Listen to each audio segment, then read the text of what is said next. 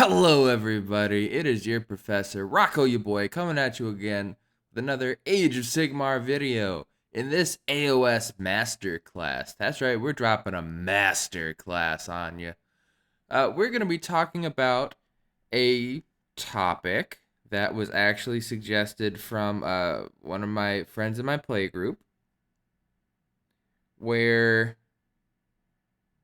the question that was asked was at their local RTT, Rogue Trader tournament, a 1 day tournament, two of the three games that they played could have been won significantly earlier if they had pounced on a mistake made pretty early on in the game. And this person, friend of the channel, I'm not going to say their name because I don't want to accidentally embarrass them, and I didn't ask permission for the names, but the question I got permission to use.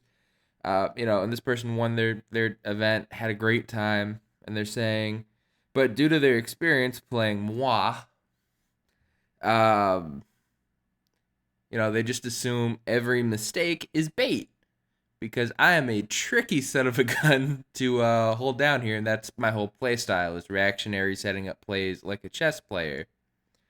And how can you tell when a mistake is real or when it is bait? And this is apparently a 500 level class for me to make a video on. Thank you, unnamed friend, because I don't want to go out and say your stuff on the internet. So let's get down to business here. How can you tell when your opponent is making mistakes and not just trying to bait you? First things first, step one, is your opponent Rocco ya boy? If yes, it is a trap. Looking deep in this camera, look at my eyes. Class. I'm so much better than I'm not. I'm not that good. I'm not really that good. I wish I was. I'm not that good. I'm good. I'm not that good. Um, really? There are a few different ways you can tell. Because where I'm good at positioning and stuff. So I've got a few examples of like traps that I've laid out, and then a few examples here of like what mistakes are. And this is just gonna be a talk, because I want to get like a little heart to heart here. Um, like if I'm making a trap, one of my favorite traps is because we gotta identify what's a mistake and what's a trap. So actually, let's just define what a trap is. A trap is like a play or a ploy that you use on the table where like you deploy in a certain way or you leave a unit out to be attacked on purpose because it'll draw your opponent away from objectives, away from their synergies, and into a killing field for your troops to pounce on. One of the things that I teach about is defeating your opponent in detail. It's a Napoleonic War. It's been a thing for forever, and it applies to war games, chess, checkers, you name it. If you can make it so that you outnumber your opponent, I'm getting loud because I'm excited, but if you can just make it so that you outnumber your opponent and can bring all your forces to bear on just a fraction of their stuff and then repeat that over and over and over again, you're going to win. Beginning and end. So, traps for me are when I set that up on the table, usually through movement shenanigans. Like I might leave a juicy target to be killed out, and I'll set it up so I'm purposely going to redeploy them into, say, right next to a unit of mine that can unleash hell. So when they charge in, they get shot and mowed down. Another trap would be setting up a unit maybe 2.5 inches behind the unit that's a screen, so that when they charge in to hit the screen and they kill it, on my activation, I'll get to pile in my good unit. It hit over the top because I have a long reach, because they have like halberds or spears or something. You know, that those are traps. One of my other favorite traps is when I am deploying and I know a lot of the objectives are in the middle of the table, and I know my opponent is deep striking. I will leave little 5 wound heroes out in my backfield, but make it so that if my opponent comes down, they can come down in the very, very far corners of the table. Now, a lot of times when people deep strike, it could be up to half their army. So that could be really big 2, 3, 400 point units coming down. And the idea is I'll sacrifice a 100 point hero to have them bring 500 points of whatever down, because then that is only 1,500 points of my opponent's army left to fight in the middle, while I'll have 1,900 points of my own. Those are traps. That is what I consider a trap. That's what I do, what I'm doing and thinking tactically. Now, a mistake is when your opponent, it's not that they forgot rules, it's that they get overconfident on something. They go out and take a fight, they charge too far away from something. It's not that they cheated, it's not that they forgot rules, it's not that they rolled good, bad, or otherwise. It is in their strategy of how they're playing the game. They messed up somewhere. And it is up to you to take advantage of that, because that's what separates good players from great players, is when your opponent can make it. This is sports, this is a lot of things in life. If you can capitalize on your opponent's mistakes, you will win. Whether it's like business decisions with advertising, whether it's chess and checkers, or like chess where they set up, like they move a pawn out early and then you just move that bishop so you get the diagonal on the opposing king, and then you take him out on like the third or fourth move of your own. Maybe it's in Age of Sigmar. One of the units, you know what? They got bloodthirsty. They charged away from their support heroes. So now you've got a 200-300 point unit of whatever unsupported, so it doesn't get its buffs. It doesn't get its battle shock immunity. It doesn't get its re-rolling wounds aura. Whatever it is, it's too far away. And that is the type of mistake you can capitalize on. There are mistakes people make in deployment, where my trap, is I want my opponent to overcommit to killing something small and cheap to be away from objectives. Maybe my opponent, I don't know, had like an Archon the Black for the Ossiarch Bone Reapers come out, right? And they in their deployment. This happened not this past Atlantic City Open, but the one before that I went to. My first round opponent did not screen Archon the Black, a very major, important damage dealing piece and synergy piece to revive their army. And so I was able to pounce on that mistake with a lot of shooting. Actually, so much shooting, my melee didn't even have to go into it, because I just shot him dead with my city's army at the time. And then I'm able to remove so much of my opponent's forces and agency. And that's what you're looking for. If someone has like an important piece to their synergy, to their raw damage, maybe it's a hero that I don't. Again, it could be like the Frostheart Phoenix, I'll say, where it's a re-rolling wound aura and a battle shock immunity to an army full of Phoenix Guard. They left it out.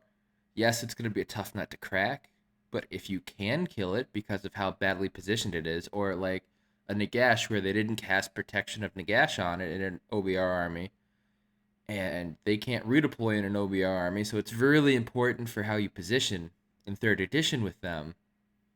These are what you'd need to kill. Or like, say, an Alarial being out, didn't summon, so then it just double hurts for how expensive that model is. And it's hard to notice. It really is. But once you start playing more games and figuring out, oh, okay, so I know this army needs X, Y, and Z. I'm going to use Ossiarch Bone Reapers again. I've played probably over 40 games against them since the army came out. I've played in 10 tournaments where I've played against them since they've come out. Funnily enough, I've only lost to them once in tournament play. It was the very first time, and I wasn't going to let that mistake happen again because I learned from it. Where If they're running a lot of Gothazar Harvesters, I just recently played a game against them, which is why OBR is on my mind. The Ossiarch Bone Reapers. I we were playing the battle plan where there's three objectives diagonal along the middle of the board, and you picked units that were like the hunters, where you scored bonus points for you killed a hunter with a hunter. That didn't matter. Just ignore that. There are three objectives diagonal in the middle of the board, where it's hold one objective to score 1 point, hold two to score more, hold two, hold more. So that's our scoring condition. That's what really mattered throughout this game. I played my Deepkin. My opponent played Bone Reapers, and it was a 30 block of Mortek Guard, a 20 block, and a 10 block, all with swords and shields. The arguably best way to outfit them. Two of the Gothazar Harvesters, a couple Foot Wizards, and Archon the Black. Right now, if I had deployed wrong, a mistake I could have done, which I've done in the past, is leave my beloved Shelly baby girl, who's over my shoulder there, in range of Archon the Black's Curse of Years. I have lost the top of one, half the wounds of my turtle on that. I've had Curse of Years throughout the years do horrible things to me. So I know as a thing that's not a mistake is to not deploy anything important within range of that. The first turn, I outdropped my opponent. I was giving them first turn, and they moved up. Life was great. They scored the three objectives, and a mistake, which we've talked about in the post game for that, was, again, if you listen to my channel, you don't have to play for all three objectives in this. And it is a battle plan where you can burn one of the objectives at the start of battle round 3. So if you are not careful, you can overextend yourself very quickly and then have parts of your army get cut off. What happened was my opponent buffed both Gothazar Harvesters to be a bit more defensive. One got a 5-up ward save, the other one got a Mystic Shield on it. I blew up one of them, the one by the 30 block. The other one was supporting the 10 and 20 block. Now, what my opponent could have done is they had a lot of agency on the big 30 block of Mortek Guard, because it's 30 of them. They're very killy, they're very durable, and my opponent was playing the sub-faction, which reduced Rend by 1. So removing them was going to be horrific, especially with the regeneration you can get from a good Gothazar Harvester. So what I had to do was remove the support pieces as I could, and I did have shooting in my army. I bring 3 sharks with harpoons. I've got the turtle. I got a 20 block of reavers. The first harvester came up. I shot it dead. And then at that moment, my opponent, what they should have done was, instead of putting all the agency in the big 30 block of Mortek Guard to try to keep it alive and push me forward, they should have used it as a sacrificial piece, as a trap, to try to get me into there and to be like a tar pit. Because there still was one of the heroes, there was two bone shapers in the army. There was a bone shaper nearby. There's an Archon way in the back, but still in range to revive models. That's still 6 models in the hero phase. So there are ways to keep it going without fully supporting it. And instead, my opponent was like, well, no, I really need all my eggs in this basket. And I could hit with the aura of the Harvester, the 20 block and the 30 block. The 20 block was in the middle of the board, the 30 block was the far left of the board for him, and the 10 was on the right, acting as a screen. I pretty much ignored the 10 block. I traded a little bit with some Namarti Reavers. They were there to die and keep things busy. I had screens of Aether Wings that died. And then a few Namarti Reavers that died eventually, but I think I lost 4, and that was my losses for the game. Where, because my opponent, instead of using the 30 block as a trap and kind of protecting the second Harvester and their heroes, I was able to, because they took the turn on turn 2 and moved closer to me, I was able to exploit that, because they're trying to overextend to maintain this very long battle line that is just impossible to do. and I was able to push this pressure point and pop the middle of the board, kill the Gothstar Harvester by because battle round 2 for Deepkin is a run and charge or run and shoot battle round. So I was able to get everything in place. I didn't even need to roll a 1 to get my Achillean King that I had in range because I gave myself the ritual of +1 to runs and +1 to charges. So I got in range of the Harvester. I had a charge I literally couldn't fail. I saved my command points for other things, for all out defenses later.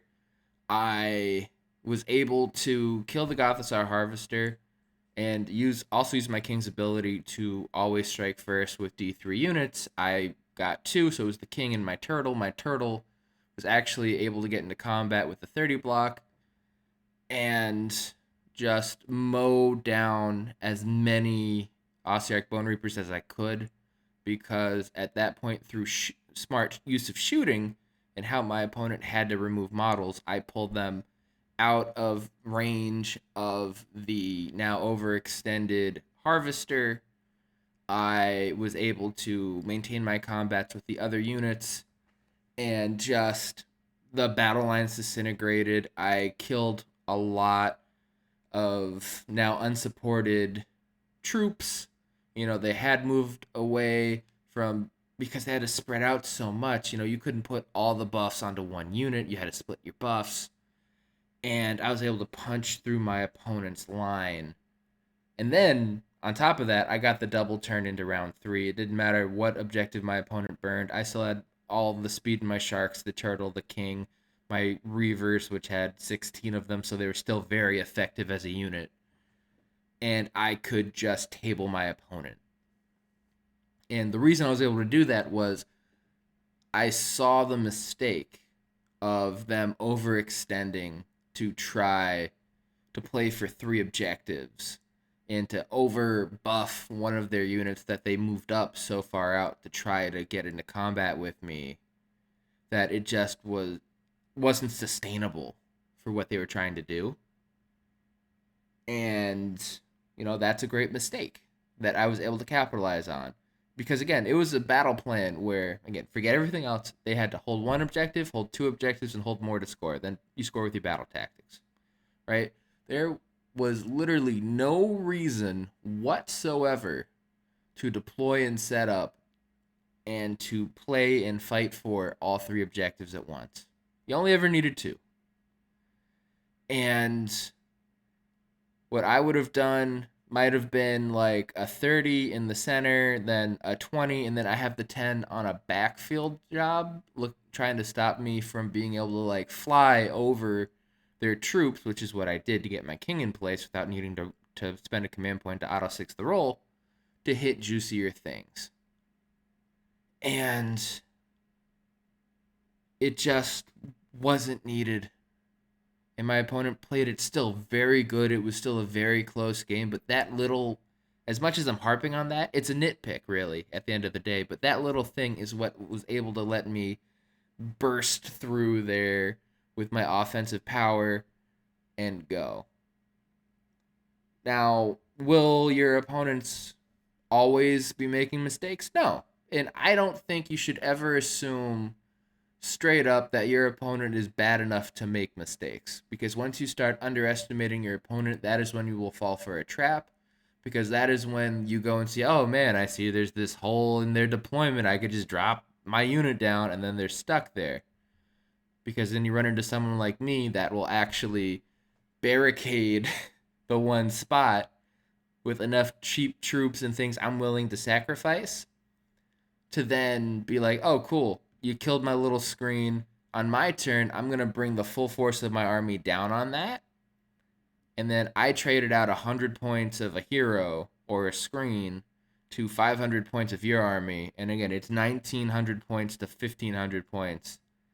I think I'm doing okay. Whereas, like with that OBR game that just happened, I was able to, it took a lot. It took most of my army to do it because of all the defensive buffs, the rerolling saves.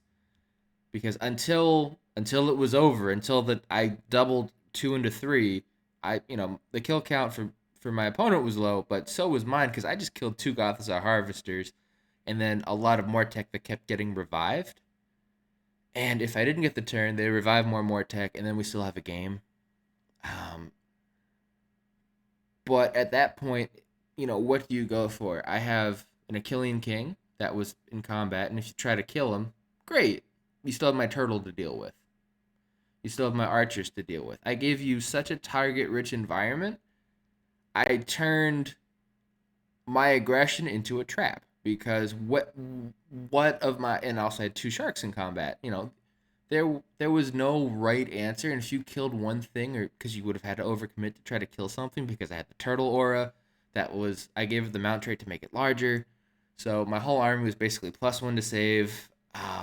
My whole my turtle, because I was a Nautilar, gets to be in the Hunters of the Heartland Battalion, and it's a totem, so it can issue commands to give out another +1 to save if needed. I can save stack as well as you. Ignore your rend. You've got one really good caster, and we have a game on our hands. And whatever choice you get is not gonna feel good. And that's where I'm at for my rant. This video went a little longer than I thought because I wanted to tell more stories about my more recent game because I haven't been doing battle reports. But I hope this helps you to identify when your opponents are making mistakes versus when they're making traps. And also, I guess it was also a little talk on how to force mistakes from your opponent. Because again, if you could see what they're doing and it doesn't mesh with the battle plan and how to win it, if it doesn't mesh with how their army functions, like a unit is out of position, where there's no backup nearby, it's away from synergies, it can itself is vulnerable to you killing it. Take it. Take the gift that's given to you. Don't look the gift horse in the mouth, you know? And if it's something like, oh, I got to go way away from objectives in order to secure this kill, and then my whole opponent's army is just nearby, maybe that's a sign that you shouldn't do it. And as I like to say, thank you for watching. Thank you for us being over 800 subscribers. We're on that push to 900. Like the video, subscribe, share it with your friends to help them get better. And as I like to say at the end of all of our videos, class dismissed. Bye.